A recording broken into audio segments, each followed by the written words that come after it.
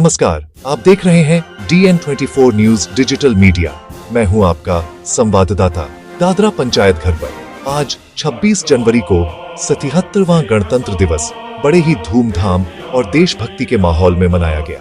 कार्यक्रम की शुरुआत दादरा पंचायत की सरपंच श्रीमती भारतीबेन हलपति द्वारा ध्वजारोहण के साथ हुई। तिरंगे को सलामी दी गई और पूरे परिसर में राष्ट्रगान गूंज उठा।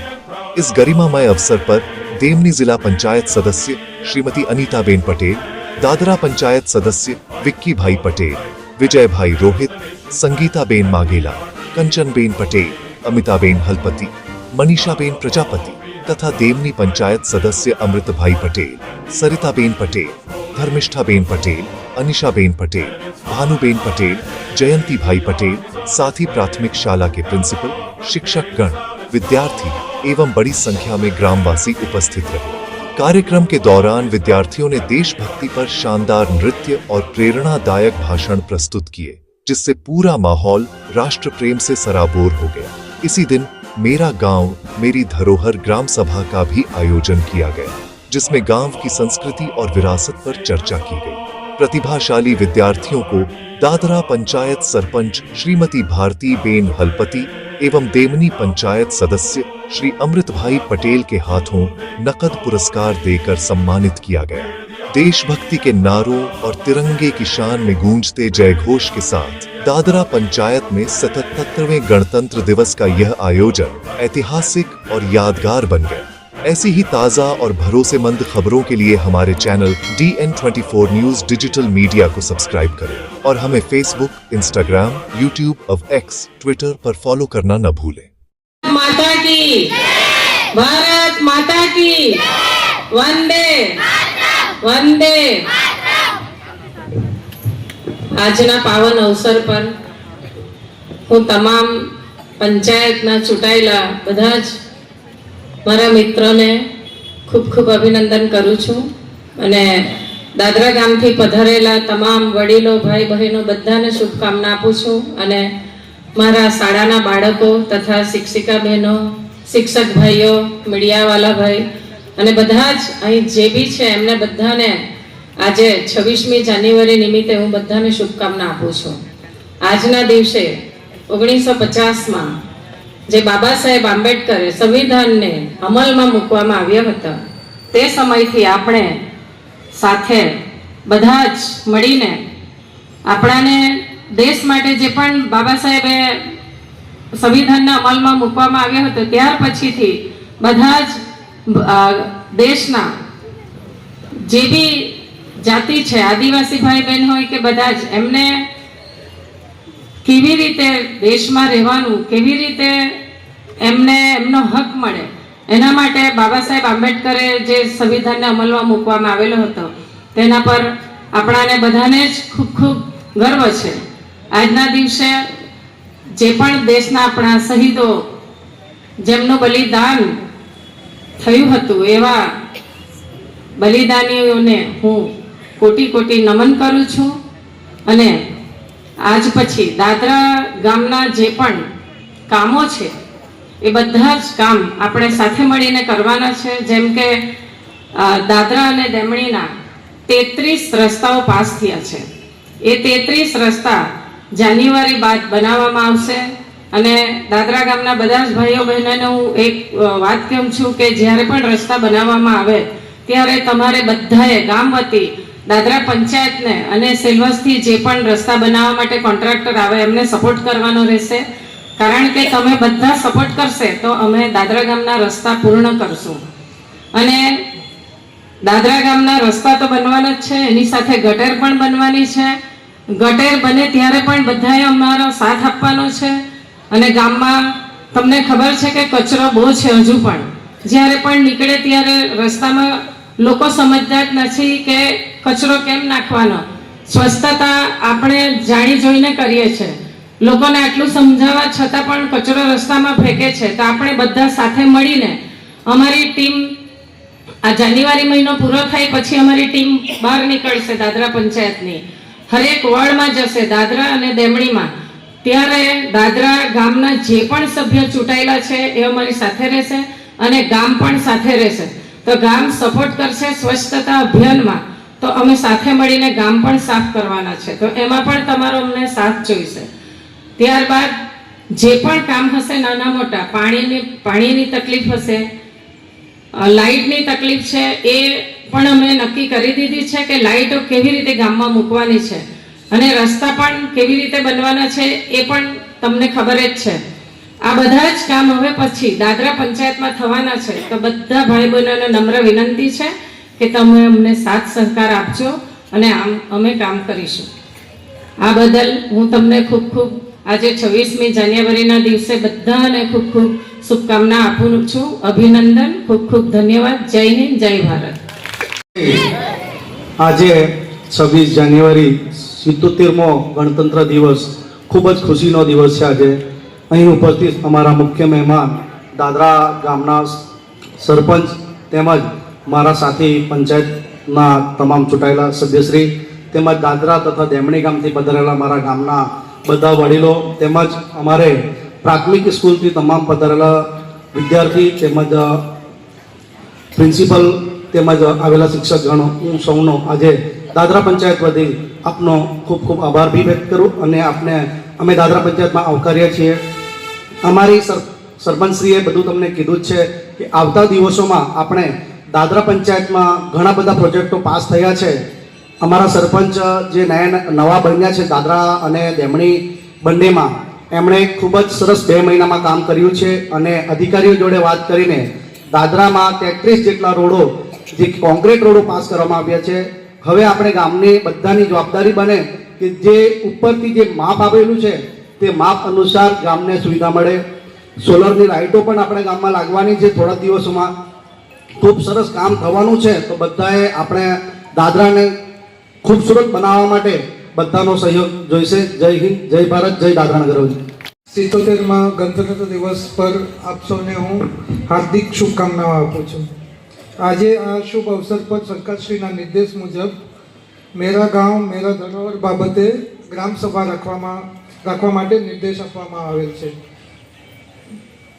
મેરા ગાંવ મેરા ધરોહર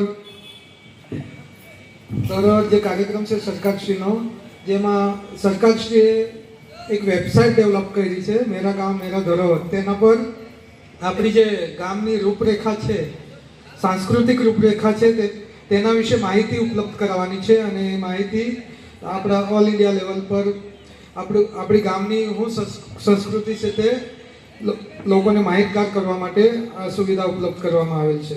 તો આપણા ગામમાં જે મેરા ગાંવ મેરા ધરોહર વેબસાઇટ છે તેના પર આપણા દાદરા ગામના જે શહીદ ચોક છે, આપણા દાદરા ગામની મુક્તિ દિવસનું જે સ્મારક છે તેના વિશે અમે માહિતી અપલોડ કરેલી છે.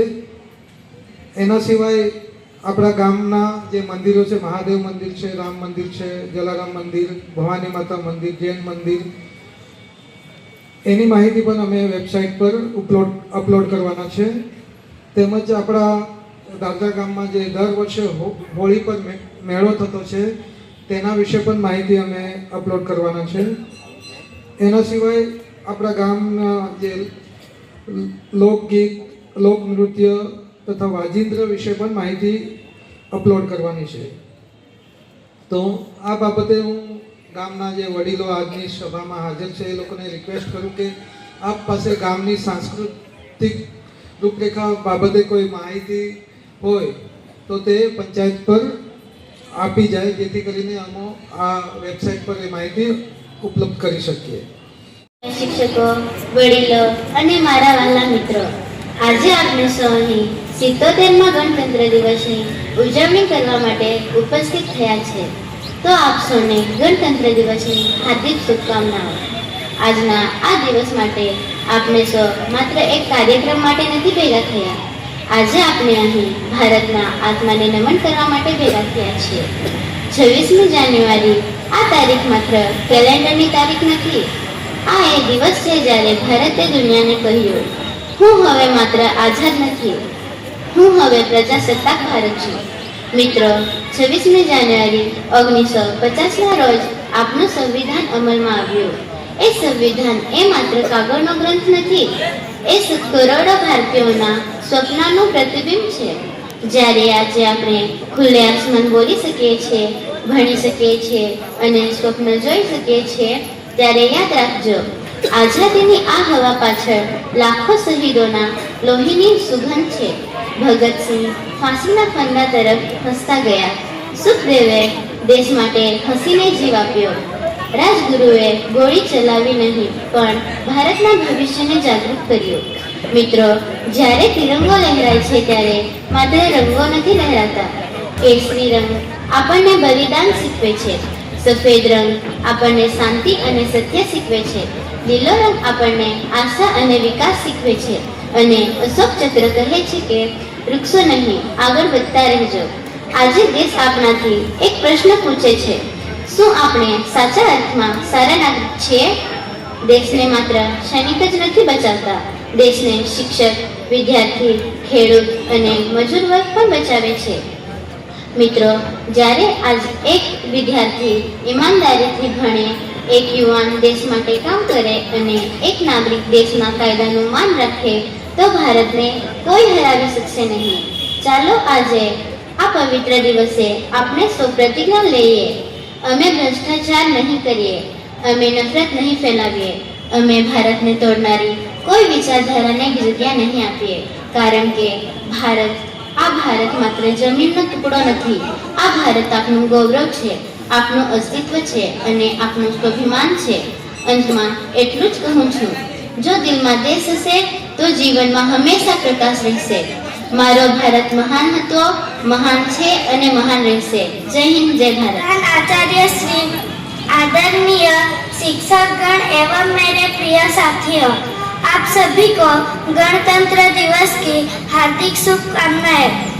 आज हम सब यहाँ 26 जनवरी के पावन अवसर पर एकत्रित हुए हैं। यह वह दिन है जब हमारा देश गणतंत्र बना और हमें अपना संविधान प्राप्त हुआ। हमारा संविधान न केवल हमारे अधिकारों को सुनिश्चित करता है, बल्कि हमें कर्तव्य निभाने की प्रेरणा भी देता है।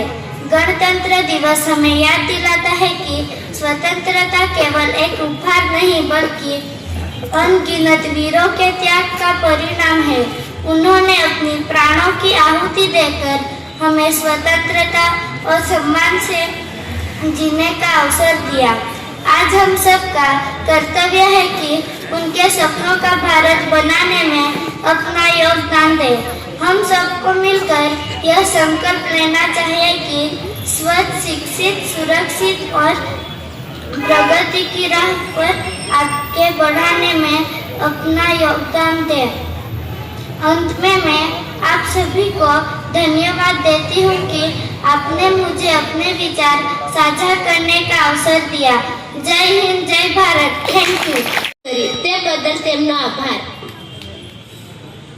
પોતાનું લોહી રેડી તિરંગાને બચાવે છે, પોતાનું લોહી રેડી તિરંગાને બચાવે છે. ધન્ય છે હરેક શહીદોને જે મારા ધબકારા ચાલુ રહે તે માટે પોતાના ધબકારા ગુમાવે છે.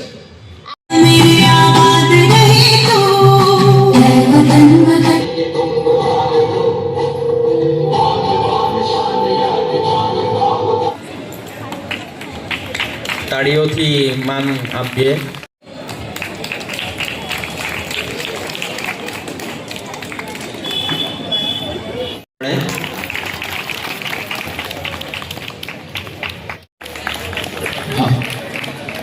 બીજી એક છોકરી